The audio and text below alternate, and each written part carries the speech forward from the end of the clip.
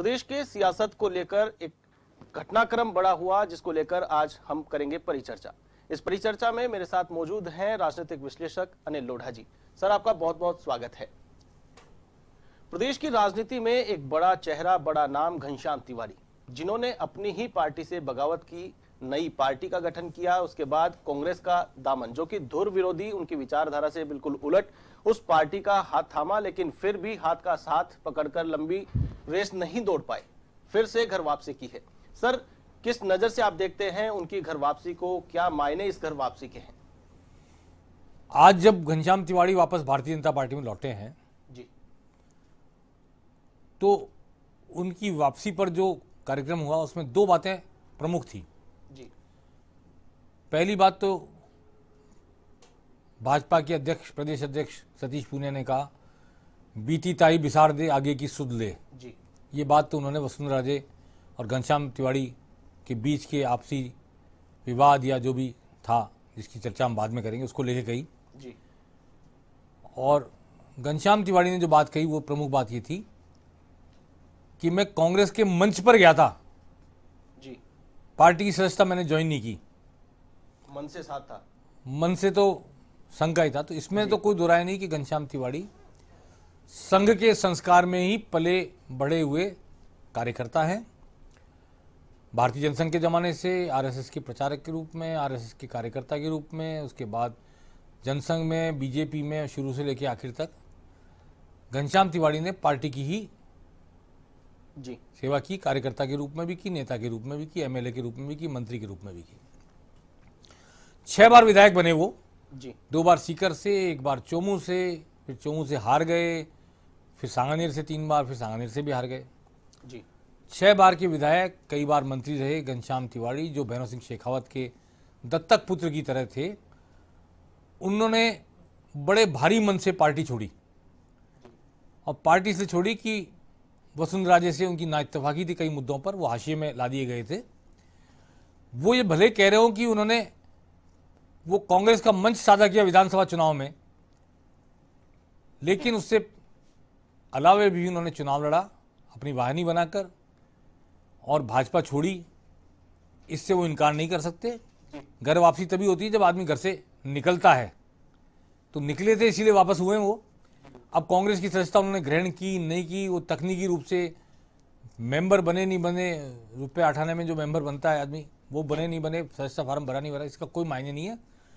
Important बात यह है कि वो अपनी पार्टी की ही सत्ता पर काबिज सरकार के खिलाफ खड़े होकर विधानसभा चुनाव में एक्टिव हुए, राहुल गांधी के मंच पर थे, और उस पार्टी की सरकार के गिरने पर, नई कांग्रेस सरकार के आने पर उन्होंने खुशी भी जाहिर की, वो साथ भी रहे। और अशोक गहलोत के प्रति उनका जो सहज स्नेह, अपनापन जो है वो भी बरकरार है, उसमें वो भी इनकार नहीं करेंगे मेरे ख्याल से, जिसका मैं साक्षी भी हूँ, जानता भी हूँ।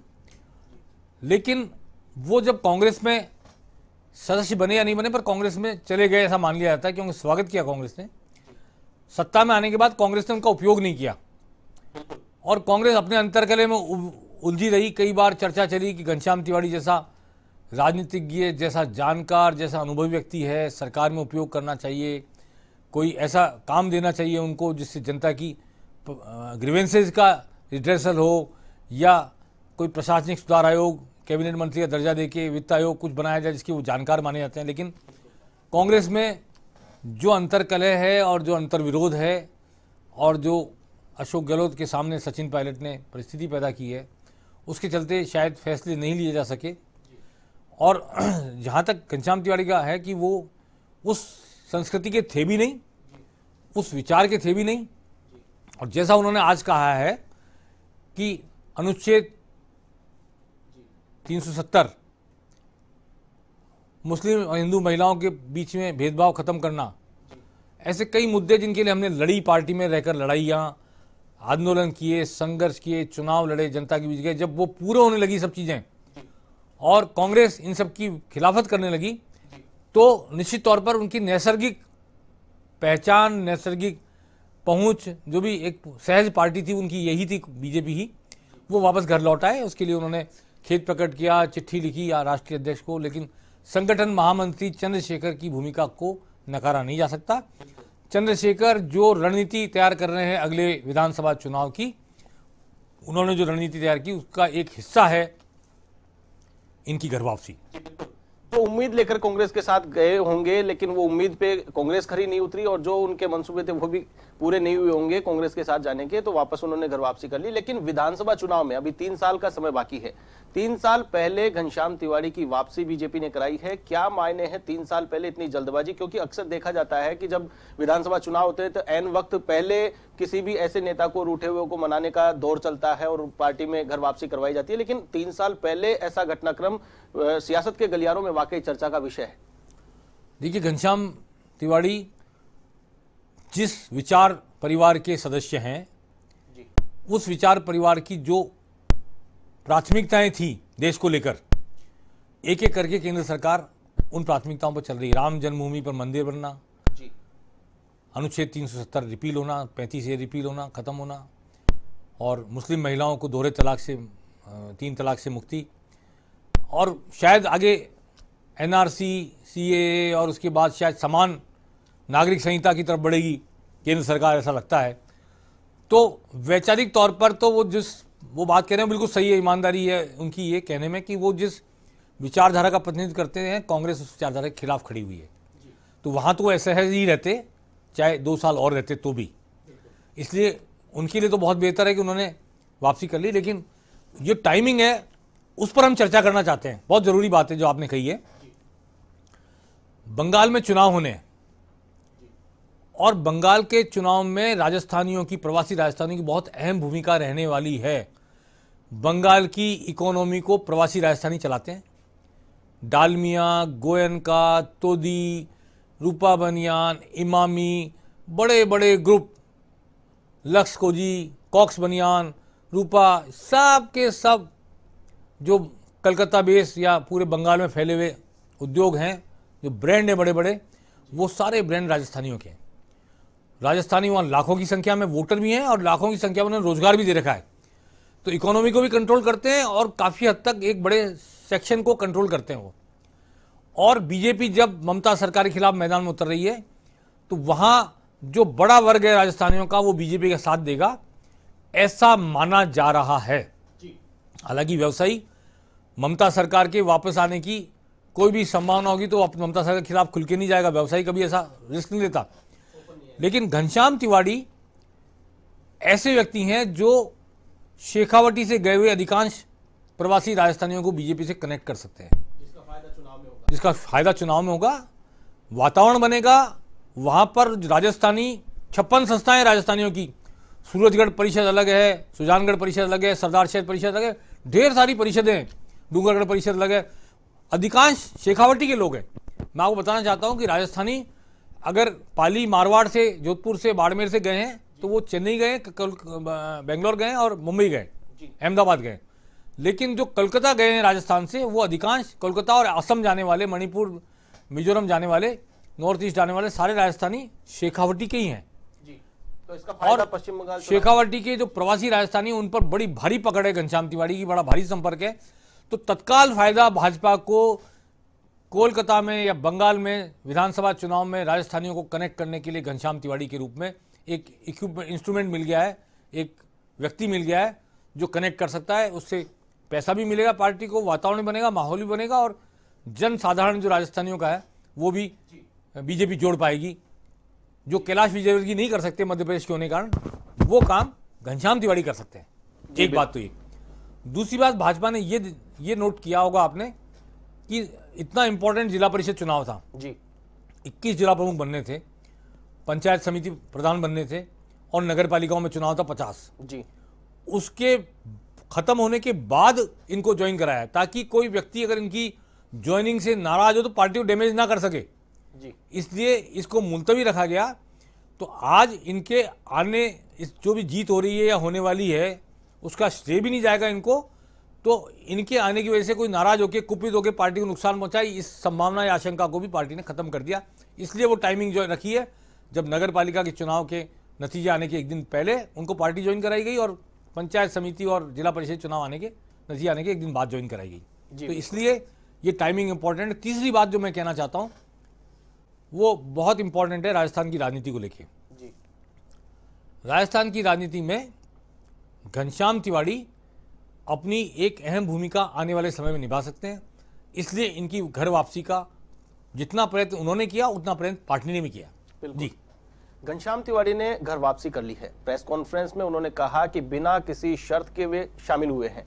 इस घर वापसी से तिवाड़ी को खुद को तो कितना फायदा होने वाला है और भाजपा कितना इनके घर वापसी को भुना पाएगी? देखिए, तिवाड़ी को तो फायदा ही फायदा है। एक आत्मिक संतोष भी है उनके साथ कि जिस पार्टी में उन्होंने सांस लेना शुरू किया उसी पार्टी में वापस आ गए, और उस पार्टी के साथ नहीं है जो पार्टी उनकी मूलभूत विचारधारा के खिलाफ खड़ी है। कौन सही है कौन गलत मैं नहीं कह रहा। कांग्रेस अपनी जगह सही हो सकती है, भाजपा अपनी जगह सही हो सकती है, इस बहस में हम नहीं है आज। पर घनश्याम तिवाड़ी की नज़र में जो पार्टी का स्टैंड सही है वो पार्टी बीजेपी है जी। और जिस पार्टी का स्टैंड सही नहीं है उनकी नज़र में वो पार्टी कांग्रेस थी जिसके साथ वो बने हुए थे जी। इसलिए एक न एक दिन तो आना ही था उनको। तो सुबह से शीघ्रम जितना जल्दी हो जाए उतना अच्छा, ये समझ के वो आ गए जी। लेकिन मैं ये कहना चाहता हूं कि राजस्थान में पार्टी के पास बड़ा ब्राह्मण चेहरा, ब्राह्मण समाज को एकजुट करके पार्टी के साथ जोड़ सके, अरुण चतुर्वेदी वो चेहरा नहीं है। भले 2 बार प्रदेश अध्यक्ष रह लिए, लेकिन प्रदेश अध्यक्ष रहने के बावजूद अरुण चतुर्वेदी ब्राह्मण समाज के चेहरे के रूप में नहीं जाने जा रहे जी। और घनश्याम तिवाड़ी को ब्राह्मण अपने से मेल वाला व्यक्ति मानते हैं। घनश्याम तिवाड़ी ब्राह्मणों का राजस्थान का बड़ा चेहरा माना जा सकता है। सामाजिक संगठन का भी प्रतिनिधित्व कर चुके हैं। जी हाँ जी। तो इसलिए जो राजस्थान का ब्राह्मण समाज है, जितनी घनश्याम तिवाड़ी को प्रतिष्ठा मिलेगी, मान्यता मिलेगी, स्थान मिलेगा, ब्राह्मण समाज वैसे मूलतः वैसे भी भाजपा के साथ रहता है, आया है, लेकिन एकजुट करने में पार्टी को आसानी मिलेगी। और चूंकि गजेंद्र सिंह शेखावत है वो राजपूत समाज को, या गुलाबचंद कटारिया वणिक वर्ग को, वैश्य वर्ग को जी। और ये राज्यवर्धन सिंह राठौड़ भी राजपूत समाज को और सतीश पूनिया जाट समाज को बिलोंग करते हैं। तो ऐसे जो सामाजिक संरचना राजस्थान की जी। उस सामाजिक संरचना में सोशल जो इंजीनियरिंग जिसको कहते हैं उसको करने के लिए एक बड़े ब्राह्मण चेहरे की जरूरत थी। वो घनश्याम तिवाड़ी के रूप में वापस आ गया पार्टी में जी। और दूसरा मैं जो सबसे इंपॉर्टेंट पॉइंट ये है कि गुलाबचंद कटारिया हैं भले विपक्षी नेता, पूरे राजस्थान के बड़े लीडर हैं जी। पर उनकी पकड़ मेवाड़ में उनका वर्चस्व है, मेवाड़ पे पकड़ है बिल्कुल। और कैलाश चौधरी और गजेंद्र सिंह शेखावत मिलके जाट राजपूत कॉम्बिनेशन के हिसाब से एक मारवाड़ में अपनी पकड़ बनाते हैं। राज्यवर्धन सिंह और दूसरे नेता ईस्टर्न राजस्थान में बहुत सारे लोग हैं जी। लेकिन जो शेखावटी है वहां पर जो शेखावटी के कण कण से वाकिफ कोई नेता है जी।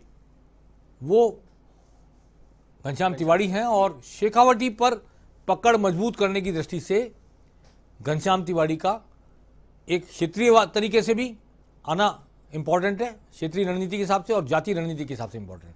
ये दोनों इंपॉर्टेंस है जिसको देखते हुए मैं समझता हूं भाजपा को आज बड़ी गेनिंग हुई है। जी बिल्कुल। राजस्थान के सियासी समीकरणों को लेकर परिचर्चा लगातार जारी है। मेरे साथ बने हुए हैं राजनीतिक विश्लेषक अनिल लोढ़ा जी। सर, 3 साल का समय है अभी, तो फिलहाल प्रदेश की जो सरकार है उसके 2 साल भी पूरे होने हैं और इससे पहले इस घटनाक्रम को लेकर आपने बताया कि पश्चिम बंगाल में फायदा हो सकता है, पार्टी उसको लेकर के फायदा ले सकती है, लेकिन राजस्थान में क्या ये कोई प्लानिंग हो सकती है कि बीजेपी ने कोई तैयारी कर ली पहले की कि 3 साल इंतजार करने की जरूरत नहीं पड़े, जैसा कि घटनाक्रम देखने को मिला मध्य प्रदेश में, इस प्रकार का कोई राजस्थान में घटनाक्रम हो, ऐसी कोई आशंका आपको लगती हो राजनीतिक दृष्टिकोण से? देखिए, एक बार अशोक गहलोत सरकार गिराने की कोशिश जी, चाहे वो सचिन पायलट की जानिब से हो, लेकिन बीजेपी का अगर भरोसा आश्वासन ना हो तो सचिन पायलट 25 लोगों को लेके ऐसी कोशिश नहीं कर सकते थे। अब दोबारा कोशिश होने वाली है ऐसा खुद मुख्यमंत्री अशोक गहलोत कबूल कर रहे हैं, कह रहे हैं जी। मुझे लगता है कि एक बार कोशिश और होगी जी। हालांकि ऐसा कहा जा रहा है कि भाजपा में केंद्रीय नेतृत्व में 2 विचार हैं जी। और शायद प्रधानमंत्री को, जैसे मुख्यमंत्री जी ने कई बार एड्रेस किया, चिट्ठी लिखी, कुछ बात की, तो शायद सरकार गिरा के सरकार बनाने के पक्ष में शायद प्रधानमंत्री नहीं, ऐसा कहा जा रहा है जी। और गृह मंत्री अमित शाह के बारे में सब लोग जानते हैं, वो हार मानने वाले व्यक्ति नहीं है। बिल्कुल। अगर वो उसके पीछे रहे हैं जैसा कहा जा रहा है जी। पिछली कोशिश के पीछे, तो एक अटेम्प्ट और होगा। जी एक राजनीतिक विश्लेषक के नाते, राजनीति की जानकार के नाते मुझे ऐसा लगता है कि एक अटेम्प्ट और होगा, चाहे कांग्रेस के भीतर रहे हुए लोग करें, चाहे भाजपा की ओर से हो। जी इसमें मैं नहीं जाना चाहता, पर बजट सत्र में एक अटेम्प्ट हो सकता है। इस बात की आशंका या संभावना, जिससे जो भी कहा जाए, भाजपा के लिए संभावना है, कांग्रेस के लिए आशंका है, इससे इनकार नहीं किया जा सकता। जी और अब मैं समझता हूं बीजेपी ने एक नई रणनीति बनाई है, जैसा मेरे सूत्रों ने मुझे बताया। जी बिहार चुनाव में जो सफलता मिली, नीतीश की पार्टी से आगे निकल गई, बहुत आगे बीजेपी, तो ये भरोसा जागा है बीजेपी के अंदर कि मोदी के चेहरे पर और बीजेपी के जो सरकार ने जो कदम उठाए देश में, जी उस पर देश में कहीं भी मतदान करा लें, नॉर्थ इंडिया में खास तौर पे कभी भी करा लें, वो एब्सोल्यूट मेजोरिटी लेके आने की स्थिति में होंगे। और पिछली हार को भी वो अपनी हार नहीं मानते, पिछली विधानसभा चुनाव की हार को वसुंधरा जी की हार मानती आला कमान। जी इसलिए भी आला कमान अगर दोबारा से किसी ऐसी घटनाक्रम के लिए सिग्नल देती है, अपना जी हरी झंडी देती है, कोई घटनाक्रम अगर होता है, मैं नहीं कह रहा होने जा रहा है, पर अगर होता है बिल्कुल फरवरी मार्च में, तो भाजपा अब किसी सचिन पायलट को चीफ मिनिस्टर बनाने की कोशिश नहीं करेगी, किसी की सरकार अपनी बनाने की कोशिश शायद नहीं करेगी। जी अगर कह रहा हूं बार बार, जी अगर कोई प्रयास होता है और उसका परिणाम आता है, तो भाजपा राष्ट्रपति शासन लागू करके केंद्र सरकार अपने हाथ में राजस्थान की सरकार को लेके मिड टर्म पोल कराने की कोशिश करेगी, ऐसा मुझे लगता है, ऐसा मेरा आकलन है। जी हालांकि मैं नहीं कह रहा कि ये सरकार गिरी रही है, बगावत हो ही रही है, ऐसा कुछ नहीं कह रहा, जी लेकिन जैसा खुद मुख्यमंत्री जी ने कहा है कि ऐसा एक अटेम्प्ट हो रहा है, होने की कोशिश हो रही है, अगर होता है तो जी भाजपा अब नई सरकार बनाने की कोशिश नहीं करेगी। भाजपा राष्ट्रपति शासन के जरिए मध्यावधि चुनाव लागू करके एब्सोल्यूट मेजोरिटी लाने की कोशिश करेगी। ये सोच में परिवर्तन आया है भाजपा आला कमान के, ऐसे संकेत मुझे मिले। जी बिल्कुल। अभी इसलिए भाजपा 3 साल बाद के चुनाव की दृष्टि से तैयारी नहीं कर रही है, साल 1.5 साल बाद भी हो जाए जी तो उस दृष्टि से भी तैयार रहा जाए, ऐसी तैयारी कर रही है, ऐसा मेरा मानना है। इसलिए घनश्याम तिवारी की वापसी का जो टाइमिंग है वो बहुत इंपॉर्टेंट है कि भाजपा आगे की किसी रणनीति में 3 साल इंतजार करेगी नहीं करेगी, राजस्थान, मध्य प्रदेश, कहीं भी, या हरियाणा में भी हो सकता है ये किसान आंदोलन के चक्कर में सरकार गिर जाए और राष्ट्रपति शासन हो तो वहां भी मध्यावधि चुनाव हो जाए, ऐसा कुछ भी। राजनीति अपरिमित संभावनाओं का खेल है जी। यूपी चुनाव के साथ भी चुनाव हो सकते हैं इन जगह, 3-4 जगह और। तो इसलिए भाजपा ऐसी पार्टी है जिसके नेता और पूरी पार्टी 24 ही घंटे और 365 दिन राजनीति करते रहते हैं। वो पार्ट टाइम राजनीति की नहीं है और हर वक्त चुनावी राजनीति करते रहते हैं, कभी भी कहीं भी कैसे भी चुनाव लड़ना पड़े तैयारी रखो जी। तो ये उसी रणनीति का हिस्सा है, मुझे ऐसा लगता है। बिल्कुल। 2 दिन पहले जो प्रधान का चुनाव हुआ उसमें बीजेपी कांग्रेस ने मिलकर के बीटीपी को हरा दिया, जो कि सहयोगी है प्रदेश की सरकार में, और आज घनश्याम तिवारी को बीजेपी ज्वाइन करवाया गया है। तो जो आप आशंका व्यक्त कर रहे हैं, तो कहीं उसकी शुरुआत, कहीं सुगबुगाहट तो नहीं लगती इससे? देखिए, अब वागड़ में भाजपा और कांग्रेस दोनों के लिए सबसे बड़ा खतरा बनी बीटीपी, और बीटीपी जो मामा बालेश्वर दयाल के जाने से जो जगह खाली हुई, एक वैक्यूम पैदा हुआ, उसको भर दिए आदिवासी परिकल्पनाओं, आदिवासी सपनों का प्रतिनिधित्व करने वाली पार्टी बनने जा रही है जी। और हो सकता है कि वो एक नक्सलवाद भी उसके जरिए पैदा हो जाए, एक अतिवाद पैदा हो जाए, एक कट्टरवाद पंथ पैदा हो जाए। इसलिए भाजपा और कांग्रेस दोनों जो प्रजातांत्रिक तरीकों से शासन करने वाली, सत्ता में हासिल करने वाली पार्टी है, दोनों के लिए खतरा बन रही है बीटीपी जी। इसलिए दोनों जाने अनजाने एक होकर उन्होंने किसी को चुनाव जिताया जी, और दोनों के लिए जो खतरा पार्टी है वो दुश्मन का दुश्मन दोस्त जी, ये धारणा रही है। बिल्कुल। देखिए, वसुंधरा सरकार में भाजपा के साथ रहे घनश्याम तिवारी और खुलकर कई बार सीएम राजे के खिलाफ आवाज उठाते रहे, मीडिया में बयान भी उनके आते रहे। उस समय से चली आ रही जो खाई है, क्या भाजपा उसको पाट पाएगी? क्या भाजपा का अंतरकलह मुखर हो सकता है? क्या आशंकाएं जताई जा सकती है सियासी गलियारों में? यह भी एक अहम चर्चा है कि घनश्याम तिवारी की वापसी तो हो गई, बीजेपी मजबूत अपने आप को मान रही है, लेकिन उनके इस कदम से क्या होगा, क्या आप देख पा रहे हैं? देखिए, मैंने आपको पहले संकेत दिया सबको कि पंचायत चुनाव निपटा दिया, नगर निगम, नगर पालिका, नगर परिषद चुनाव निपटा दिए, उसके बाद घनश्याम तिवारी लाके आए। 2 महीने से बात चल रही थी जी। ऐसा नहीं कि आज से एक दिन में कोई घटनाक्रम हुआ है। लेकिन इन चुनावों में घनश्याम तिवारी की वापसी से नाराज होकर कोई पार्टी को डैमेज ना कर दे, इस बात का ध्यान रखा गया और ये चुनाव निपटा दिए गए। बिल्कुल। एक बात। दूसरी बात, हमेशा मैं कहता हूं अकेला चना भाड़ नहीं फोड़ सकता, पर उछल जाए तो बड़बूजे की आंख फोड़ सकता है। घनश्याम तिवारी वो चने थे जो भाड़ से उछले और उन्हें अपनी ही पार्टी की सरकार को गिराने में इंस्ट्रूमेंट बन गए। बिल्कुल। वसुंधरा की आंख में जाके गिरे, हिट कर दिया सरकार को, हिट कर दिया। उन्होंने किया, कांग्रेस ने किया, जनता ने किया, जो उसमें नहीं आता, लेकिन वो भी एक इंस्ट्रूमेंट थे, आहुति दी उन्होंने भी अपनी। अब वसुंधरा राजे घनश्याम तिवारी की वापसी को कतई पसंद नहीं करेंगी, इसमें कोई दो राय नहीं है। किसी को यह भ्रम नहीं रहना चाहिए कि वो वेलकम कर रही होंगी जी।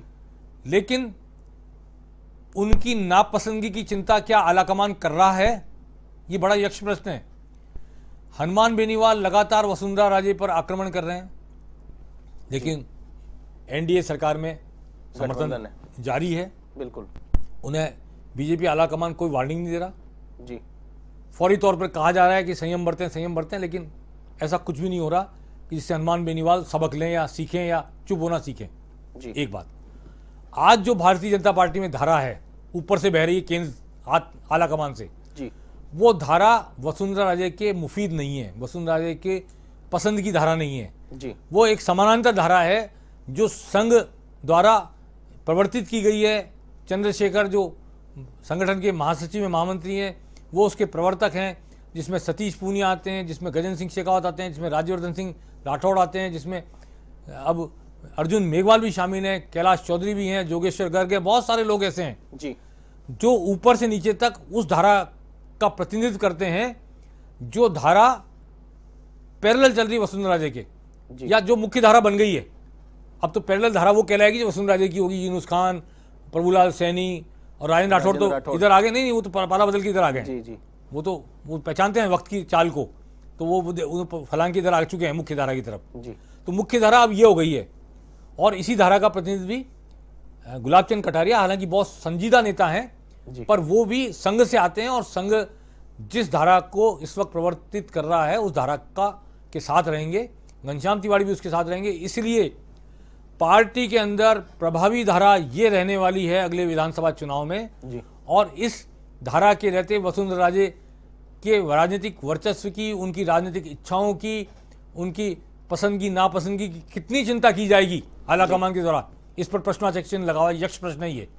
अगले विधानसभा चुनाव में ये भी हो सकता है कि वसुंधरा राजे टिकट बांटने के बजाय टिकट मांगने वालों में शामिल हो जाएं और अपने समर्थकों के लिए आलाकमान से टिकट मांगें और उनको कुछ गिनती के टिकट दिए जाएं। ऐसी परिस्थिति भी आलाकमान पैदा कर सकता है, क्योंकि आलाकमान भूला नहीं है कि किस तरह वो बीकानेर हाउस में 25 सांसदों को लेकर बैठ गई थी जब मोदी सरकार शपथ ले रही थी जी। और बहुत से मौके आए हैं जब आलाकमान को जो पसंद था वो वसुंधरा राजे ने उसके प्रति नापसंदगी जाहिर की। खासतौर पर गजेंद्र सिंह शेखावत को प्रदेश अध्यक्ष बनाने के मुद्दे पर जो स्टेप बैक करना पड़ा, आलाकमान जानता था विधानसभा चुनाव हारेंगे।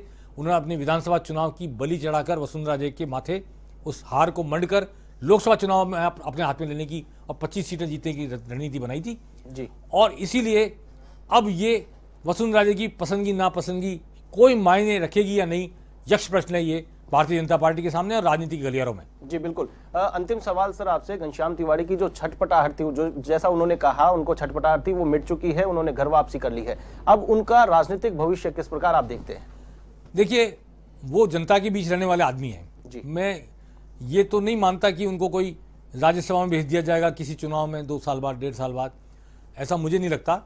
पार्टी उनका प्रभावी तौर पर इस्तेमाल करेगी और शायद वो अगला विधानसभा चुनाव लड़ेंगे भी, और अगर सरकार बनी तो एक महत्वपूर्ण पद उनके पास रहेगा। अगर वो पार्टी छोड़कर नहीं गए होते जी तो मुख्यमंत्री पद के दावेदारों में से एक होते। अभी भी हो सकते हैं, ऐसा मना नहीं है, लेकिन चूंकि एक दाग लग जाता है ना आदमी पे तो वो पीछा करता है और वो पार्टी के अंदर दूसरी धारा वाले लोगों उनको कटघरे में खड़ा करेंगे इस आधार पर। लेकिन घनश्याम तिवारी की पार्टी के सिद्धांतों के प्रति, आरएसएस के प्रति निष्ठा, समर्पण, और उन्होंने घनश्याम तिवारी ने 2-3 बार जब त्रिशंकु विधानसभा आई तो कैसे भैरव सिंह शेखावत ने सरकार बनाई, उसके इंस्ट्रूमेंट भी बने, उसके चश्मदीद बने, तो राजनीतिक परिपक्वता उनमें बहुत ज़्यादा है। इस सब का फायदा भाजपा को जिस तरह मिलेगा, भाजपा भी उनके साथ वैसा ही सलूक करेगी, उन्हें मान्यता देगी, उन्हें प्रमुखता देगी, उन्हें स्थान देगी और उनके अनुभव का उपयोग करेगी, ऐसा मुझे लगता है। जी बिल्कुल। चलिए, राजनीतिक परिचर्चा में हमारे को समय देने के लिए, हमारे साथ जुड़ने के लिए आपका बहुत बहुत शुक्रिया। तो ये थे राजनीतिक विश्लेषक अनिल लोढ़ा जी, जिन्होंने प्रदेश के वर्तमान सियासी परिप्रेक्ष्य को लेकर अपनी राय रखी।